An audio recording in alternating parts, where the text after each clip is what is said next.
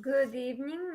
With you today is Irina Zuckerman with the Washington Outsider Report on the Coalition Radio. And our special guest today is Dalia Al-Aqidi. She is a well known international reporter and now a senior fellow with the Center for Security Policy. Dalia, welcome to the show. And Thank you, Irene. we'll be We'll be talking about the recent developments in Iraq, the setbacks for Iran-backed parties, and the reaction of the international media, what that means for the regional geopolitics. But before we get into the meat of the show, I wanted you to share a little bit about yourself, your own background for our audiences that may not be familiar with your work.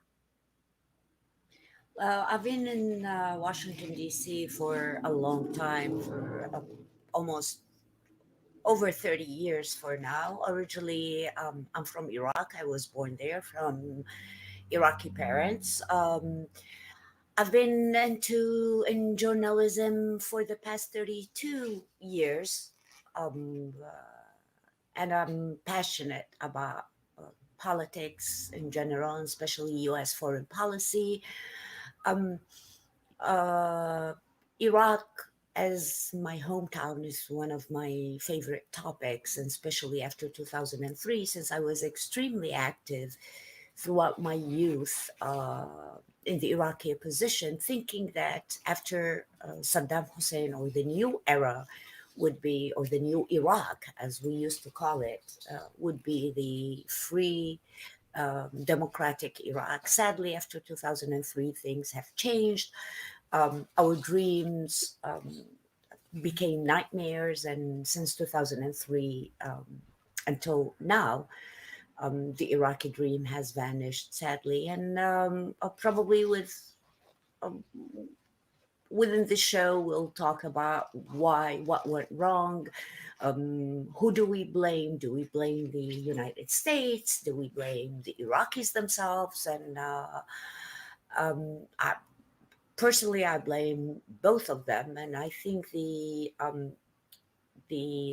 future of Iraq, if it continues as the way it is, it would be dark, and just like the dark winter that Biden talks about usually.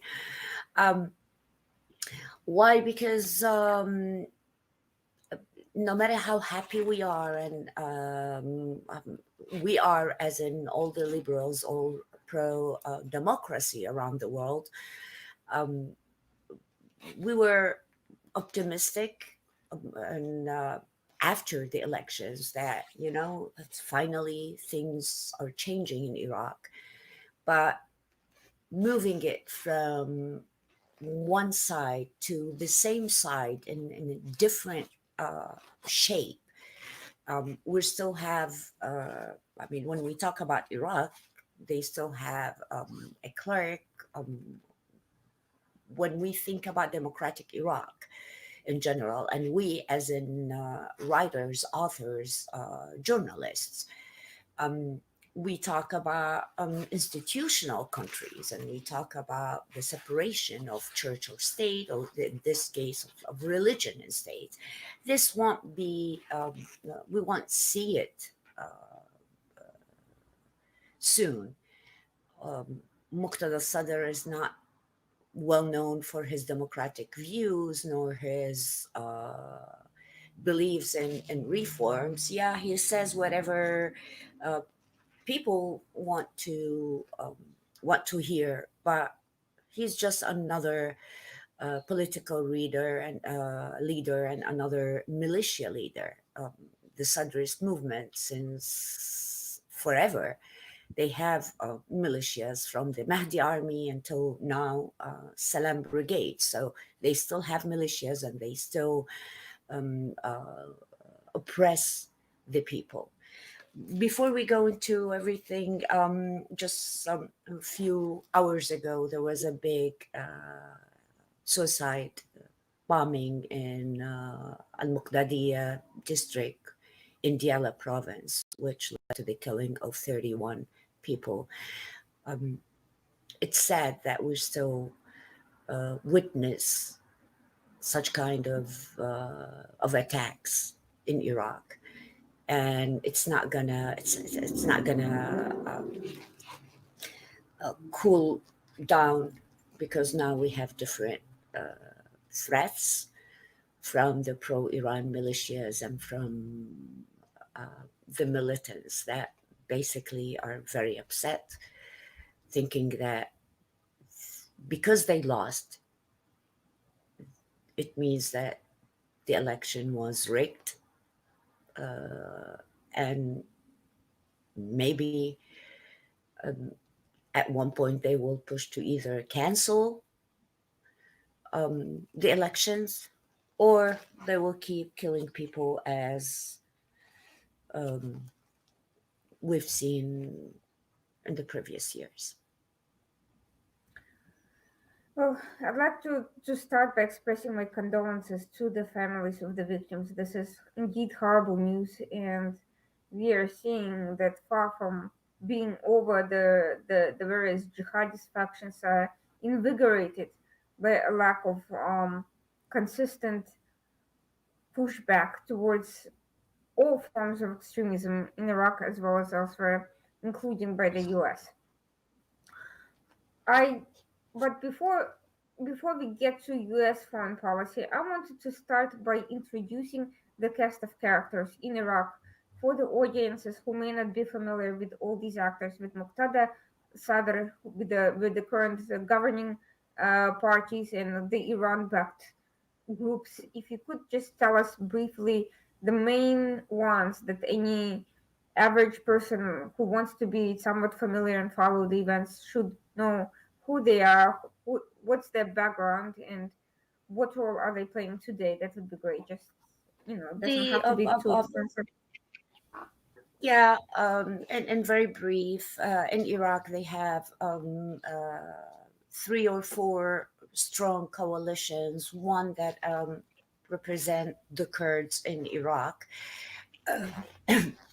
and the Kurds as well. They have two political parties. We have the Fatah Alliance, which is the most dangerous alliance that includes the leaders of the Hashd al-Shabi, which is the Popular Mobilization Forces, which are basically the pro-Iran militias, and these are the biggest losers of the recent elections. We have former Prime Minister Nouri al-Maliki, who I truly believe that should be tried as a war criminal during his era. ISIS entered Iraq, and the famous city of Mosul, fell to the hands of ISIS militia. We have a bloc, a Sunni bloc um, that represent the Sunnis in the western region of Iraq.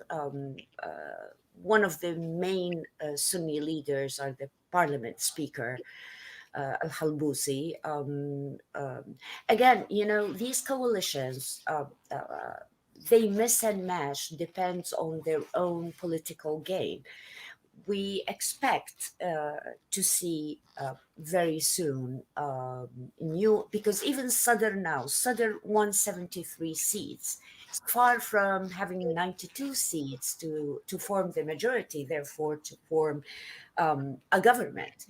The thing is, the problem is with the Sadr movement, who is a Shia cleric. Um, uh, that problem is because he's been a kingmaker for a while, but Sadr has Mhm. ties with Iran, Sadr has ties with Hezbollah, and yet recently he's been meeting with and with Saudi Arabia, and they're trying, or they're trying to reach out, because at the end, the Iraq as unstable country is, it means it's a threat to the whole region, and especially if it's aligned with Iran, that would be one of the biggest threats. Uh, in the region, with the Iranian influence not only in Iraq but in other areas such as Lebanon and Yemen and Syria, etc. So, one of the good things about what happened in the recent election is several independent candidates that won seats in their districts or in their areas, which means it's Iraqi people finally, even though the turnout percentage was very low, but whoever went and to cast his or her vote said quite clear that the Iraqis are sick and tired of any foreign influence, which means even the U.S. For the past 2 years, the youth Iraqis went um, hit the streets and demonstrated against corruption. They demanded the basic demands, electricity, water, drinking water. Iraqis are suffering from these basic services that they don't have. But what happened to these demonstrators or protesters? They were targeted and they were hunted down by all these pro Iranian militias. More than 600 young Iraqis were killed. Thousands, more than 30,000 were injured during, the past 2 years, tortured, kidnapped. Um, but we shouldn't forget that the youth or this generation at one point in the future would be the political elite in Iraq. These people or the young Iraqis believe that they've been left alone. They've been ignored by the international community. They've been ignored by all these um, let's say, human rights organizations around the world because nobody said anything and nobody cared how many Iraqis would be killed or kidnapped, how many journalists have been silenced by mainly by these militias. And if things continues, I mean, what is next? People are very scared, and I think that we as journalists, we as writers, we have to, just like what happened in Hong Kong, and we all stood by the protesters there because these people deserve to have democracy. These people deserve to be free to express their desires, to express their ideas, and to decide what kind of future they want. And these the same people that rejected Iran, they reject the US, or they reject any foreign interference in Iraq because they truly believe and they're capable of building the future of Iraq, the bright future of Iraq. But they need us as in the people of the free world. They need our support. They need our voices. And the world needs to know what's happening inside Iraq, and not only in Baghdad, in most of the southern provinces that are dominated by Shia populations and controlled by the Shia militias that are pro funded and armed by Iran. Before we get into a little bit more into all of that, do you think that these elections will actually have a serious impact? The setbacks that the Iranian parties have suffered, serious setbacks, to the point that some of them had to basically manipulate and share votes with Muqtada Sadr's party. Do you think that this will actually have any effect on the ground, or do you think that the Iran backed groups will find a way of manipulating the situation. Last year, for instance, there were several. In the past year, there were several abductions, assassinations of liberals who were critical of Iran parties. Kadimi had tried at one point to hold a few people accountable, but at the end released them for one particular instance. And we are seeing that once he came to power as some great liberal hope, but ultimately proved too weak to stand up to the Iranian groups. Is there anything different about the current situation? Because Kadimi came with the wave of popular discontent with the mismanagement by these groups and their corruption, um, and and some of their losses are due to that corruption. But how is the situation any different from a few years ago when he came to power? Is Are we going to see any different outcomes, or is it still going to be manipulated by Iran and we are just going to be back to where we started? Well, let me be clear. When it comes to corruption, corruption is not exclusive to the pro-Iran militias or even religious leaders.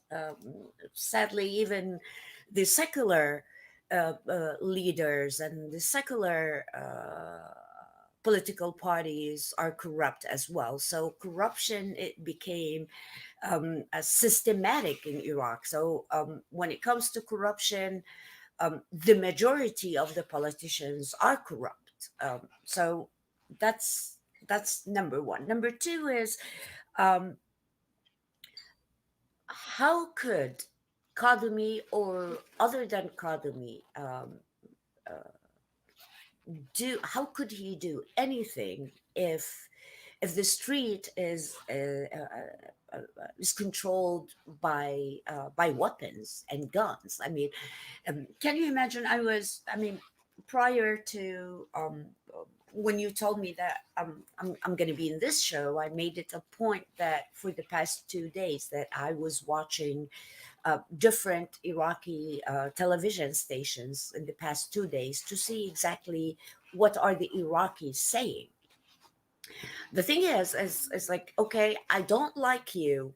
I believe in democracy because for the past few years with the elections and the outcome of the election was perfect for me, and therefore I believe in democracy. But now when I lost, and I'm talking about the major pro-Iran Shia political parties or coalitions, now they don't believe in democracy anymore, and they want to punish every Iraqi who did or did not go and vote, because Iraqis made it clear that we're sick and tired of you. We want to live. So it's even the Iraqis that are not involved in politics. They just want to live a normal life. They have the right to send their kids to school without getting worried that, you know what, maybe the school bus or maybe my kids walking home, they'll be targeted by a militia or by gangs or. So the most important thing that Iraqis today said no. Is it going to be very good in the next few months? Hell no. As we saw today, or yesterday, Iraqis will be punished. More people will be, and more activists will be kidnapped or tortured or even killed, because they decided that now it's the time to punish these people because they did not vote for us. And when you talk to, like, I've spoken to several Iraqi politicians, and when we talk about the pro-Iran militias, for instance, or the Hashd al-Shabi, which is the popular mobilization forces that claim that, oh, without them, ISIS would have been in Baghdad, which we know that the US played a big role in the war against ISIS and in the war against terrorism to start with. They said, you know what, we'll punish you. And they said, this is the punishment without us. And they would be very clear that without us, Iraq would have been the Islamic Caliphate for the rest. God knows, but we stood for us.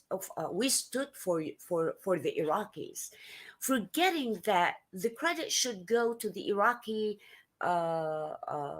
security forces. I mean, why do we need, just like Hezbollah and Iran? Why does any country need a certain militia or a certain security faction to be well armed, well trained, while there are legit security forces, legit army? Why? None of these politicians would have a straight and a decent answer that, you know what, whatever we have, whatever they have, it should be sent um, um, to the Iraqi security forces.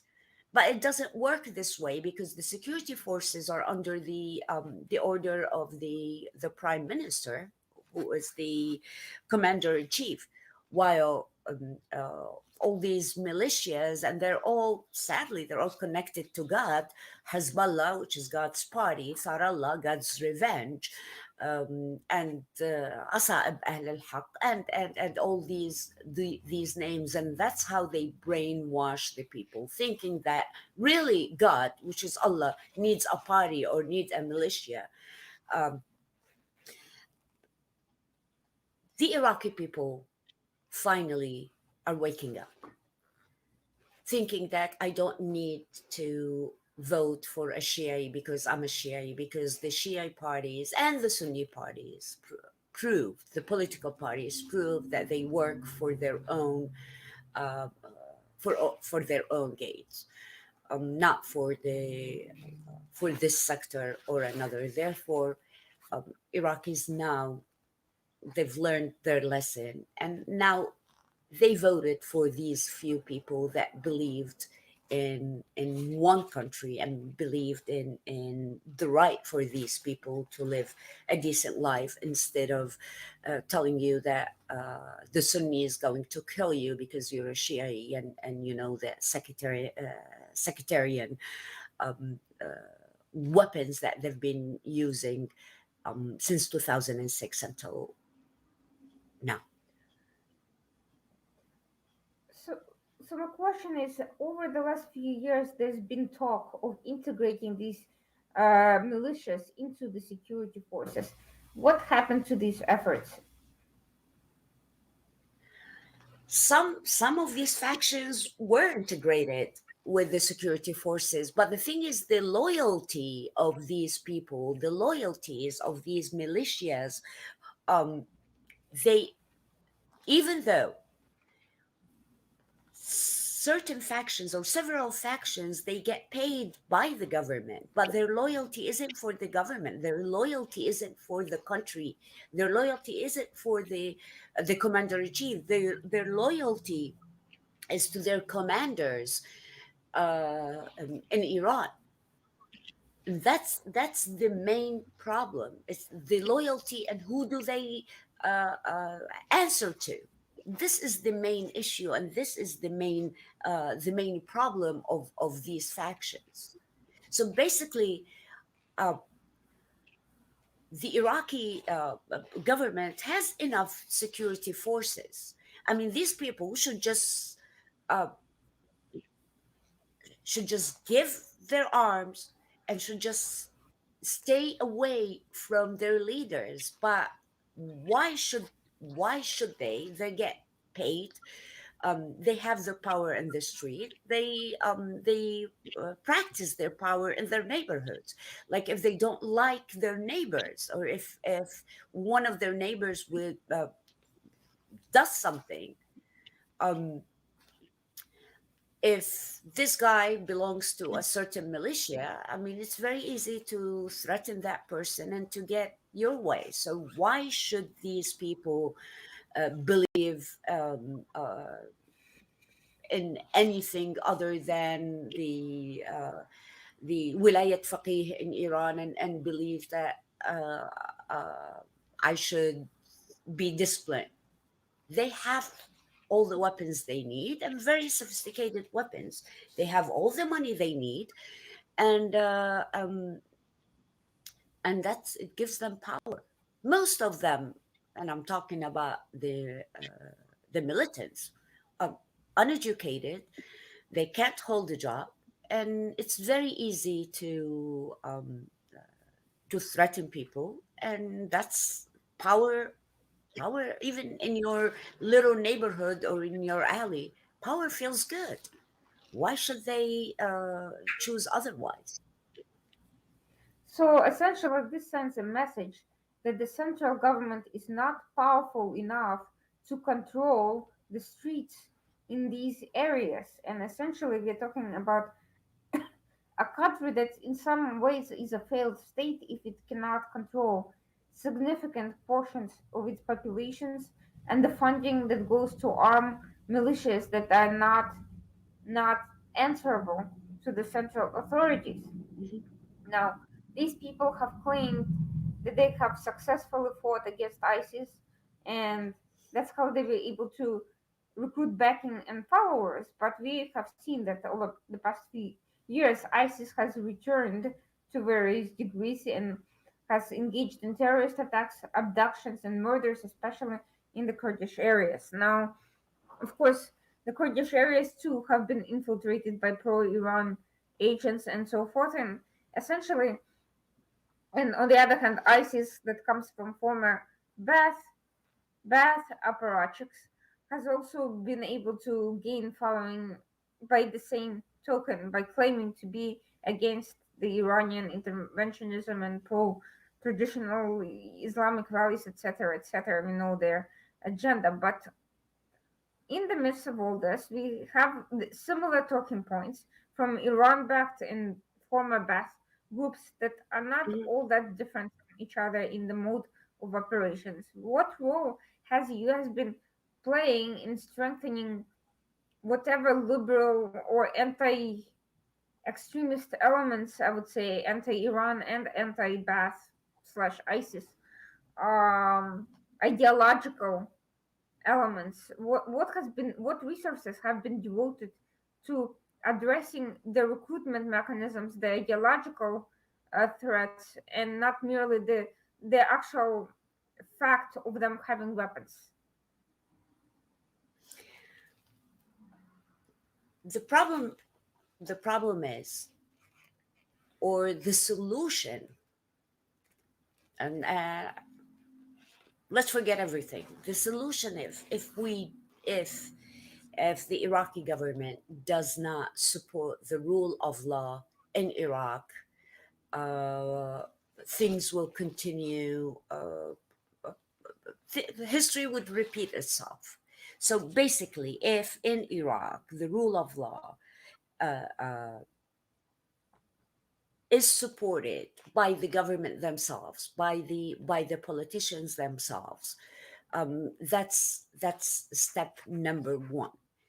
Uh, there are uh, issues that, like, the justice system in Iraq is very corrupt, and the reason why it's very corrupt is due to the same politicians, even the secular politicians, that they truly believe in. It's like the Saddam's mentality continued, but under different name. That if I'm a Mhm. politician or if I'm an official, it means I'm above the law. Therefore, if the same politicians and the same officials don't believe in the rule of law, why would people believe in that system. If the Iraqi, if Al-Qadami, or different than Qadami has been trying, but Al-Qadami is close to Iran as well, and Al-Qadami is close to other or other, and I hate to to mention names.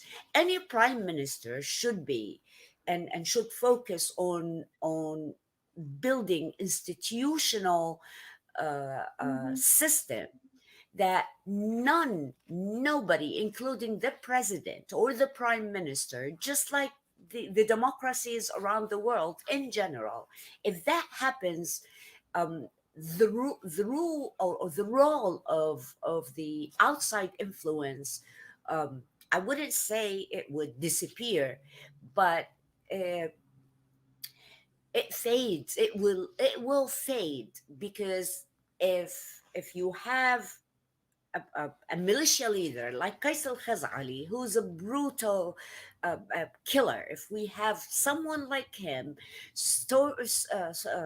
roaming in the streets and threatening politicians, officials, and the regular Iraqi citizen, uh, if if he's allowed to do so, and nobody dares to send a security force to his house and bring him and just put him in jail and make him face and take him to court. If this doesn't happen, it means hundreds like Faisal Khazali um, are still powerful. So basically, the main issue is, if you have institutional system and the rule of law, if the new government, which I doubt, because throughout from 2006 until now, and Muqtada Sadr, who is the winner, let's say, um, uh, his political party has been in charge of several ministries throughout the years, and they were one of the most corrupt ministries. So what would make this different? Yet I'm not trying to paint the picture black, not at all. Iraqis 2 weeks ago, uh, whoever whoever went and cast his vote, um, figured out that it could happen, and they have certain uh, numbers of young independent candidates that they won. It means that the next election, that number, if they're 10, it would be that number will be 30, and the low turnout would be higher, because Iraqis has seen now that every vote counts, and if they say no, it would be translated inside the parliament. Again, it's not the best scenario so far, but it's a baby, like it's a new democracy, and we're taking like the Iraqis are taking baby steps, and the best way to change the system is through elections. We are seeing that Muqtada Sadr, this individual who himself is a son of an influential figure, who's played according to what was convenient for him at the time, both with Iran and anti everyone's, like a nationalism that was against everyone's involvement, including the US. Now he's back to flirting with all these Arab states, with the West. And once again, these people are putting their money on a character that has been self-serving and unreliable in the best of times. Why is there a problem identifying more consistent figures who do not yet have that reputation and who could potentially gain a better following, that are not do not have this suspicious and complicated background? Because Muqtada Sadr, first of all, he is, I mean, he comes from a well-respected family and a uh, religious family. But Muqtada Sadr is not like his family. He's the Kim Jong Un, the Iraqi version of Kim Jong Un. He's weird. He changes his mind. One day he's with he believes in one thing. The next day he believes in something else. One day he's a friend of A. The next day he's friend with B, and the third day he's the enemy of A and B altogether. So that's the problem. The problem is Muqtada Sadr is, I mean, he's not a respected person. He does not have a respected personality. I mean, have you even heard him talk? He's the joke of the majority of Iraqis in general. So Muqtada Sadr, having that person, exactly, he's the Iraqi version of Kim Jong Un. He's crazy. Back in 2004, he was accused by the United States of killing Al-Khouei, which another well-respected Shia cleric as well. So that's the problem. The problem is, I mean, he's uneducated. He has no background whatsoever. You cannot put the future of this country in the hand of such a person. And at this point, the the Iraqi, even some of the religious leaders that believe in, okay, leave religion, leave it at home, and let's build a secular institutional country. It's a failed state. It's not semi-failed state. Iraq is a failed state, and if they don't work on separating all the influence of the religious leaders over the ministries and the institutions, Iraq will continue to be a failed state, and Iraq would be um, just like in 2014. And as you mentioned, ISIS is back, Al Qaeda is back, and there is no reason for uh, for ISIS or Al Qaeda or probably new groups under new names. There is no reason for them not to go back. And plus, Iran would benefit from having ISIS back, or from having this Sunni jihadism back in Iraq, because that's how they operate, and that's how they get their legitimacy from. That, okay, your security forces can't work. You have the jihadists are back, and then it's only us, the militias, that we can protect the Iraqi people. Are there any viable alternatives to the like of Al-Sadr? Are there any secular or mildly moderate religious leaders who are anti-corruption, anti-manipulation, who are dedicated to a more liberal, healthy nationalist vision of the country that we should be watching Iraq at least? Iraq doesn't need religious leaders at all at this stage. Iraq Mhm. needs secular, needs educated people to build the right base for the future.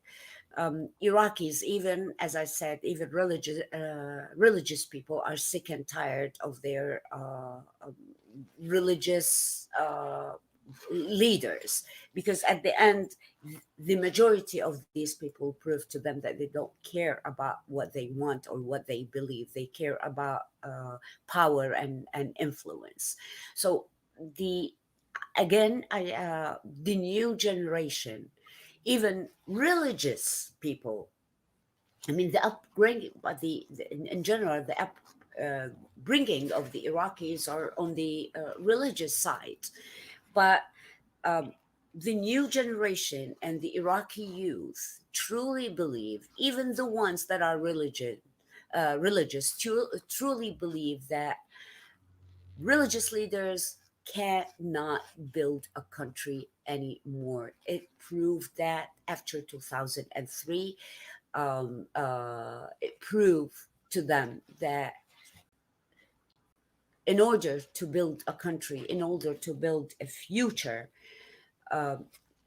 leave religion away and don't follow religious leaders, because at the end they are power hungry, and that's what they use their sectors, they use their religion to control these people, and they couldn't build anything. These religious leaders have ministries throughout the governments. Nur al-Maliki came from Hizb al-Dawa, which is an Islamist political party.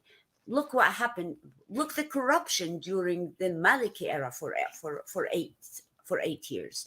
The young generations um, are not the Iraqi youth are not stupid anymore, and they truly believe that it's time uh, to build their country not based on religion, not based on sectors.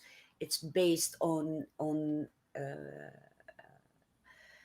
nationalism, that they believe in one Iraq, and they believe that if you're a Shi'i, if you're a Sunni, if you're a Yazidi, if you're a Sabi'i, if you're Kurdish, if you're um, regardless of their ethnicity, of their religious or sector background, they all want the same thing. They all want to have a bright future, and they want to live a decent uh, a decent life. They look at the Gulf area and the Gulf countries, and they truly believe that why couldn't Iraq be like UAE or like Saudi Arabia or like Qatar or like all these the new Gulf countries that are rich, and they use Well, the latest okay, everything. but but all these GCC states are monarchies, and quite frankly, Qatar has its own shares of problems with I'm not funding talking about Islam. the But yeah. but the structure there is that they have leaders who come from within their families.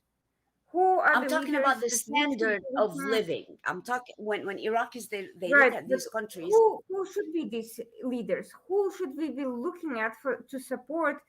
If we've seen that Muqtada Sadr is a failure, yet the Gulf states continue, and even the US, frankly, continue to back him as the alternative to the completely pro-Iran leadership. But if he's not the answer, then who is? Who are these secular nationalist leaders that are supposed to be the future of Iraq? Who should we be supporting? They Who should we be following? not the political elite that we see on TV, or we've been seeing on TV since 2003. The new independent young Iraqis, and young, I'm not saying 16 or 17. I'm talking about young politicians that the independent secular ones. Iraqis, they need new movements, and they need new waves away from any foreign influence, Is and there away anyone? from foreign countries. There are Is there movements. There any? are movements. Mhm. And who are their leaders? Who should we be watching? Who are the activists, organizers, politicians that we should be watching? Who are there any names that are currently available that we Right should be following? right now, I wouldn't give you a name or two, but I think in the next 2 years, new Mhm. leaders, political leaders, would rise, especially with the outcome of this election. So I think we're going to see a very different political elite, we will see the rise of new politicians, independent and secular politicians that would be followed by more religious Iraqis than the secular themselves. I believe in the next 2 years, um, the uh, the atmosphere will change, and even we'll see and we'll hear new names that would lead Iraq through the next stage, which is the building the foundation of the real democracy, away from the militias. Whoever comes next as a prime minister needs to be brave. And if Muqtada Sadr really, which um, I have my doubts. I mean, I'm just saying it for the sake of saying it, because I believe that he wouldn't Mhm. do that. If he really wants to gain more influence on and gain credibility, at least in within the international community, he needs to uh, demolish, and at least maybe now we need the cancel culture, cancel everything. We need to cancel all these militias in Iraq. If he leads the efforts, because he's been talking about new reforms, and I'm talking about Muqtada Sadr for the past 10 years, and there is nothing. It was a joke, because all Mhm. his ministers are on the head of the corruption or corrupt elite. But the first step, the militias should be demolished. No more militias on the ground. Is it easy? Of course not. Would Iraqis pay the price? And I'm talking about the Iraqi citizens that are unarmed. Yes, they will, because we'll see more violence, we'll see more killings, we'll see more abduction, we'll see more torture before Iran gets out of this era. But this is step one. As long as there are pro-Iran militias in Iraq, there is no bright future. And these leaders that I just talked about, and saying that independent, educated leaders, if the militias are still very powerful on ground, these people will get killed and assassinated in no time. Well, it sounds to me that two things should be happening. Someone should be figuring out a way to disarm these groups and to strongly push Exactly. whoever comes next to do that.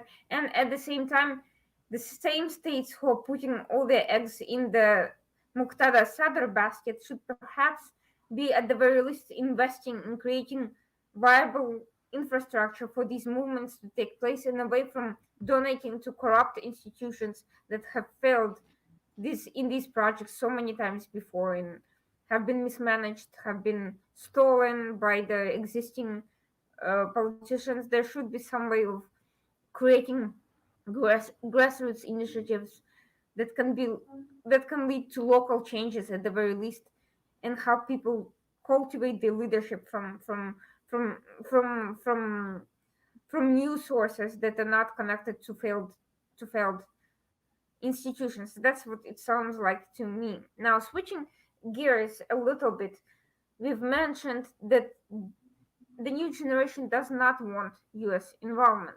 They want everybody Mhm. out. They want Iran out, they want US out, they want all the foreigners out of there, which is nice, but at the same time, uh, we're seeing a very strange phenomenon with the US.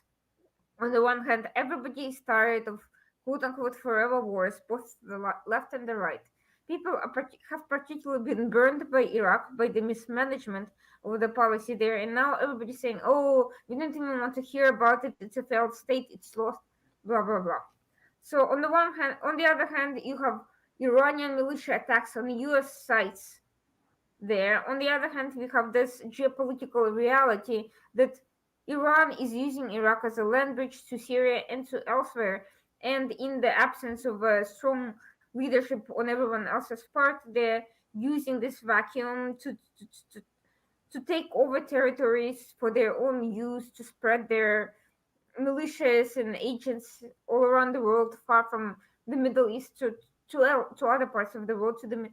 Mediterranean and beyond. So, what is the answer? If the US doesn't wish to be there, who is really responsible? Because, yes, as you pointed out, Iraq is taking baby steps, but these are baby steps. These changes are not going to happen overnight.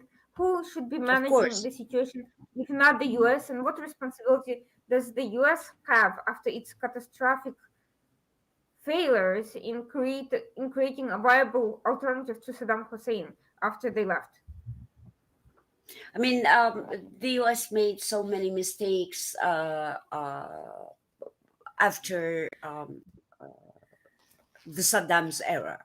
I supported the war in Iraq, and I supported the regime change in Iraq, and I still do because living. I was a teenager during Saddam's era, and living under his tyranny and brutal dictatorship is the hardest thing that anybody could live through. Who's responsible? In a perfect world, I mean, I remember prior to 2003 when I was covering Iraq, and I was covering, actually, I was in DC, so I was covering the US foreign policy. And I remember I spoke to several US officials about the future of Iraq. And don't forget, I was very active in Iraqi opposition movement. And when we kept talking to the U.S. officials about the possibility of Iraq falling into the hands of Iran, um, they didn't want the U.S. did not want to hear about it because for them it was, oh, we're gonna free Iraq, which was perfect, free Iraq, but then what? The problem is the U.S. with the help of the Iraqi opposition leaders like Ahmed Chalabi and Ayad Alawi and Ammar al-Hakim. These are well-known Iraqi opposition figures. Um, did not have a clear path to what will happen after Saddam. It was, okay, we'll get rid of Saddam. Let's get rid of Saddam, and then things will be better. But the path after that wasn't even planned, or was it even well thought about or thought of. And that's why what happened in Iraq after 2003, I mean, whoever made the decision with Paul Bremer and his so many mistakes that to the dismantle the army and all these decisions one after another, it pushed Iraq into the hands of Iran. And if you talk to and if you go to Baghdad and go outside in the street and say, what do you think of the US, they would say, you know what, the US and Iran played a game on Iraqis, and it's a deal between Iran and the US, and we Iraqis are paying for it. So that's the problem.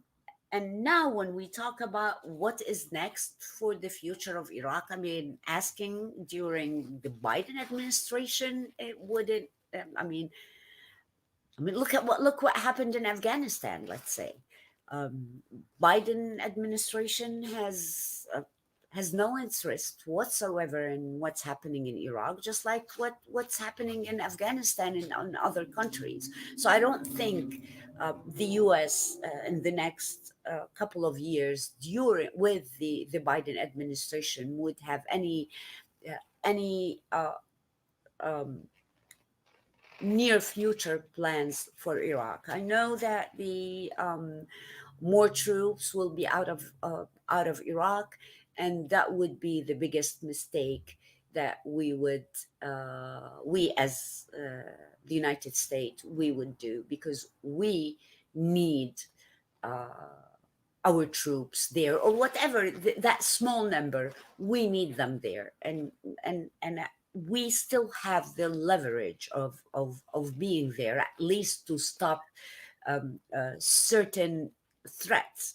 But if we take everything out, that would be one of the biggest mistakes. Yes, we depend on our allies in the region, and especially when it comes um, to facing or combating the Iranian influence in the region. We have our allies, but again, with the Biden administration, I mean, Saudi Arabia is considered, or is one of our biggest allies. But with this administration, things uh, have been changed. Trust in Qatar, for instance, would be a big, uh, uh, it is one of the biggest mistakes, not because um, Saudis are better than Qataris. Uh, I'm talking about um, a their goals, these countries' goals in the region. Mm-hmm. Um, Fighting, I mean, Turkey has a role that we rarely talk about when it comes to Iraq, but Turkey is playing a role in Iraq, and especially in the Kurdistan region. The Muslim Brotherhood is flourishing and is coming back to Iraq.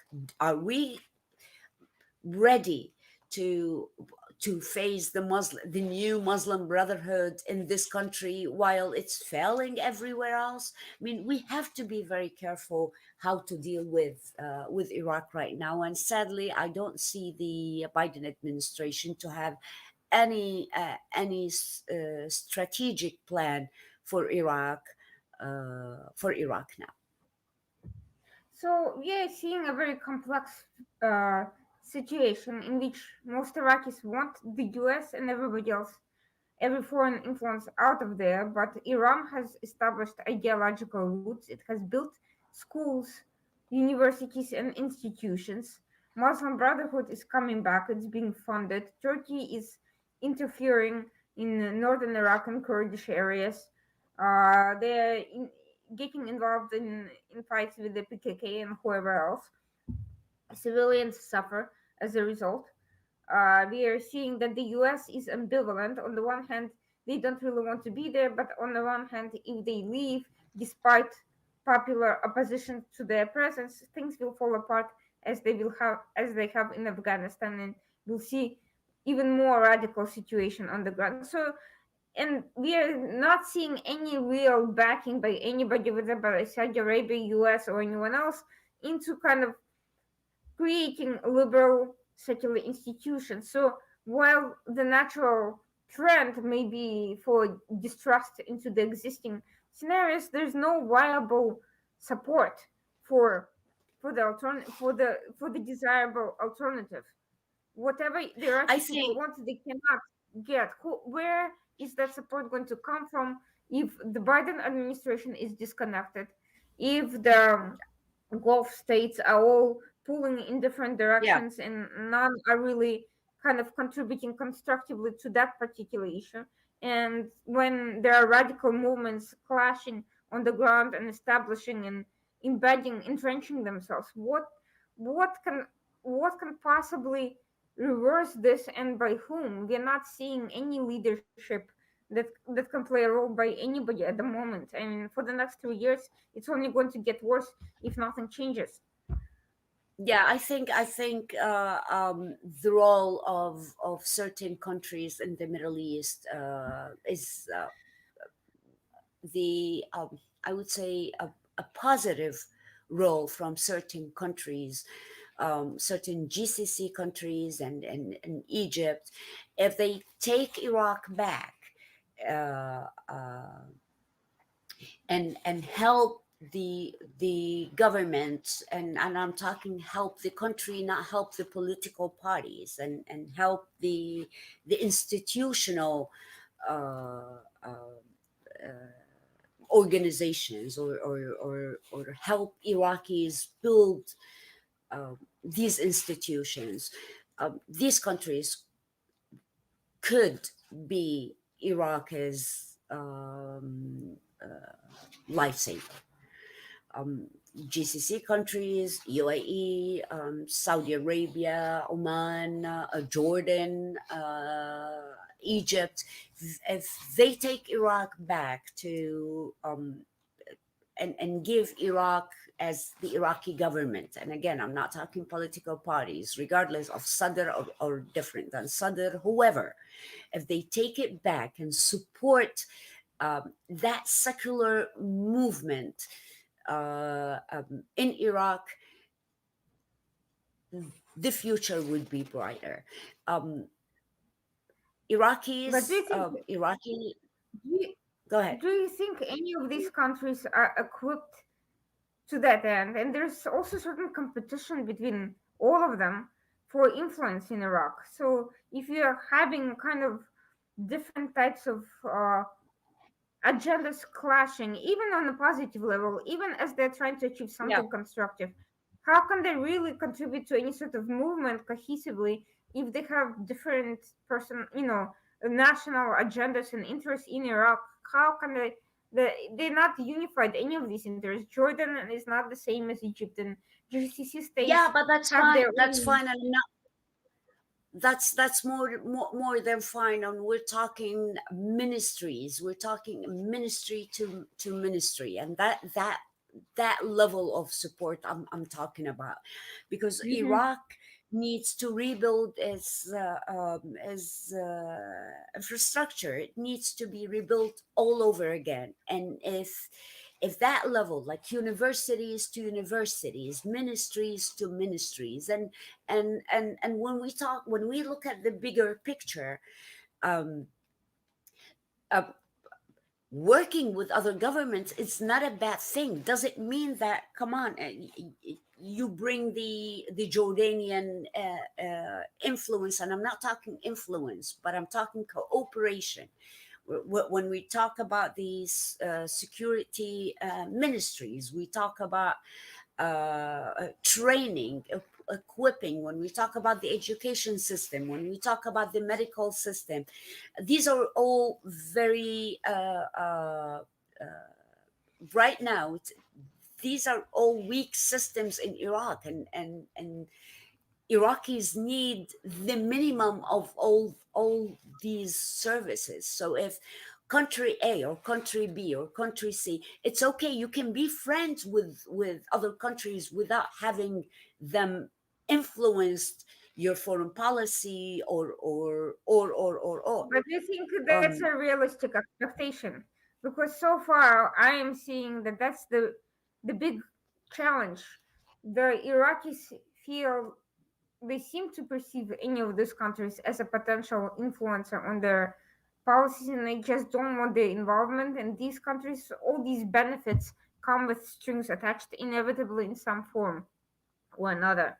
So how do we separate? How do we, and especially given that Iraq is so weak and the government is so disconnected and so corrupt and so just struggling with so many issues, how can it maintain its own independence and cooperate with other countries as a partner and not as a sphere of influence?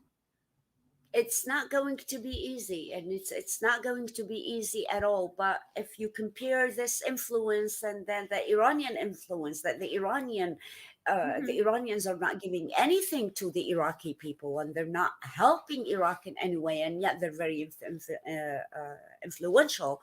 When the new government, or when a government work when it works with certain countries for certain on certain issues, and keep maintain their distance, I mean,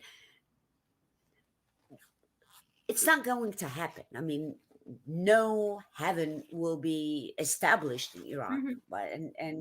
but minimize the the evil influence there. And if you work with different countries, doesn't mean that you open the door, hey, come rule the country. It's There is no a magic wand that would that anybody could give to the new or the future prime minister, but at least um, the government could start from one area or from Hmm. one angle.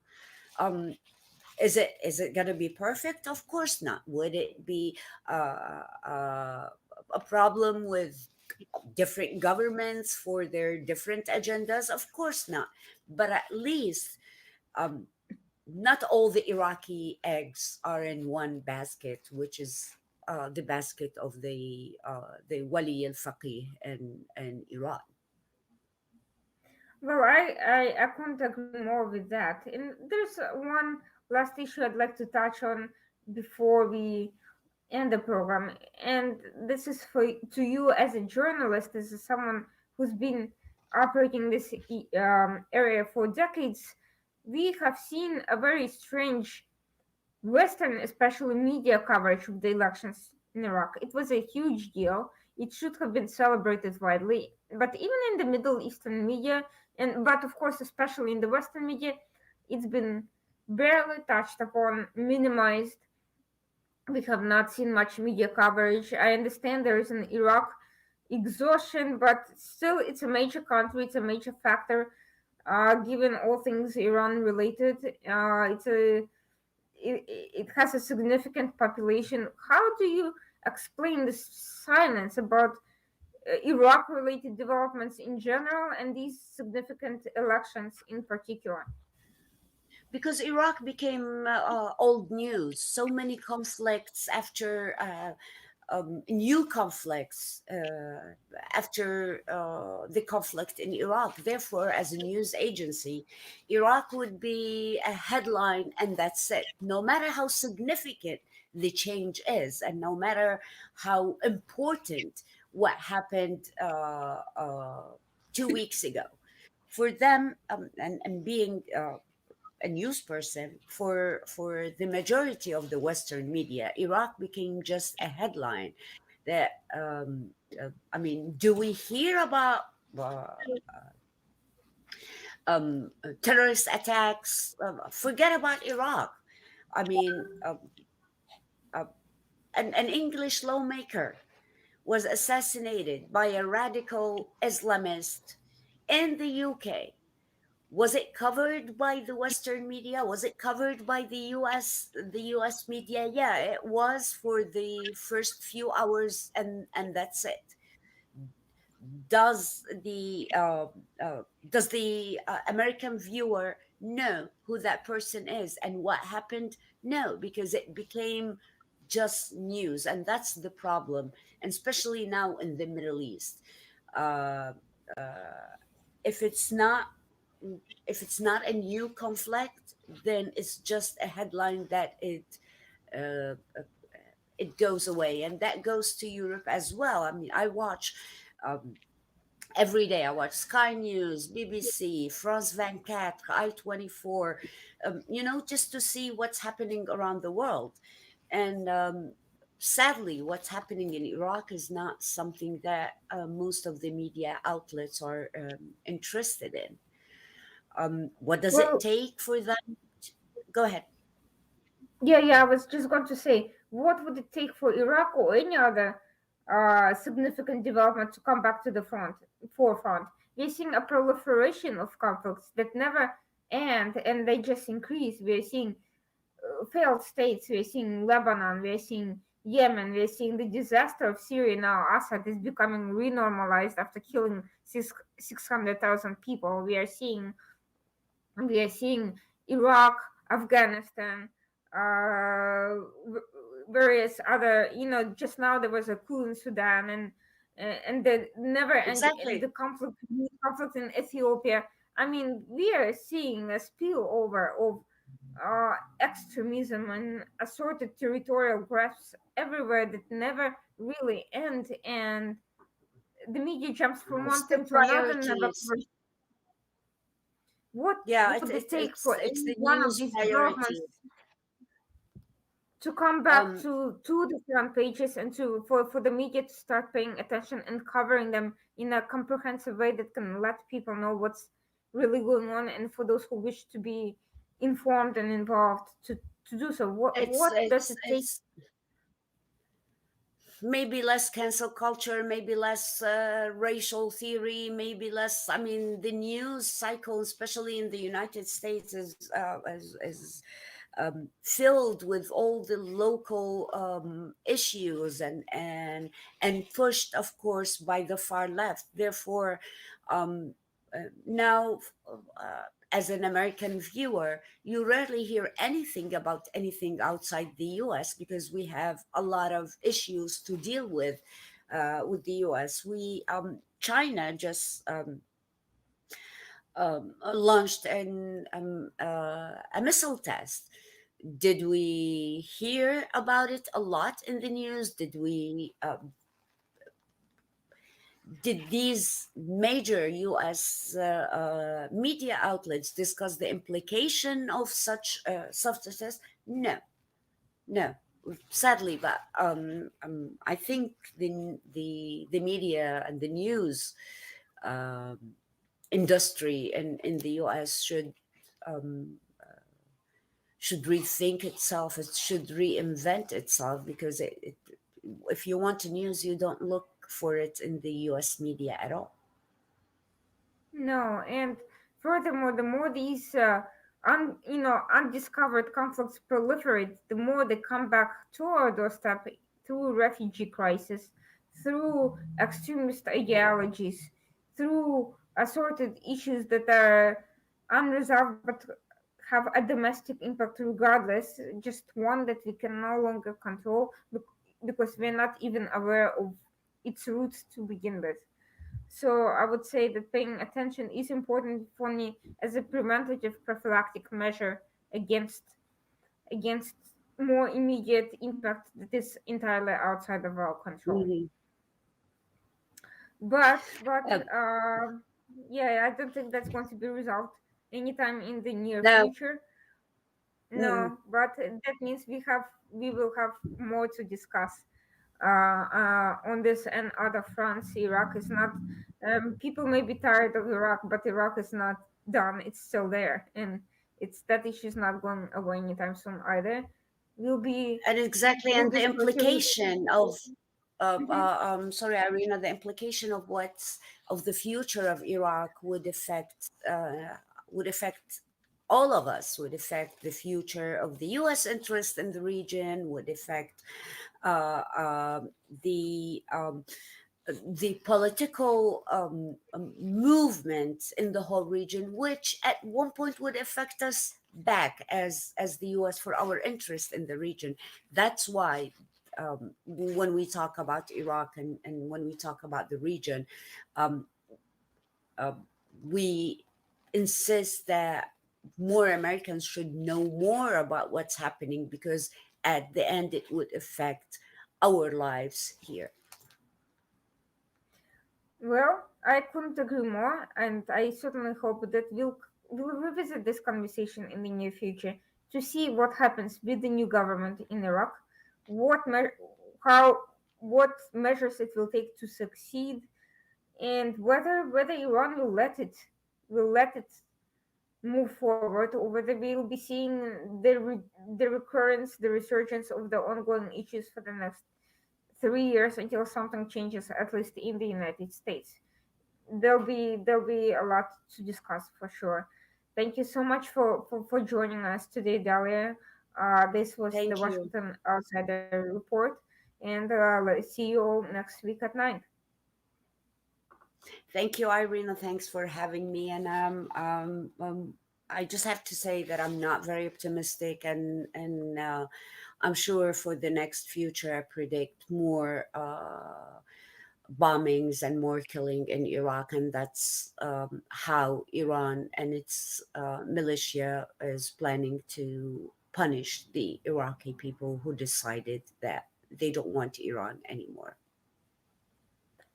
I couldn't agree more. I'm still hoping that at some point some decisive leadership will emerge out of somewhere in some way and will at least start providing basic support to the people who need it and provide some roots at least for future. developments. At the very least, if that leadership doesn't yet exist, it needs to be cultivated by people who are actively involved in these issues. It needs to be grown and created. If it doesn't sprout on its own, that's Yeah. the only way forward. There's no other way. Hoping for miracles and hoping that someone else will just miraculously come along and save the day, that has never worked out particularly well anywhere. One could only wish. Thank you so much, Irene. Thank you so much, and hope to see you soon. Bye bye.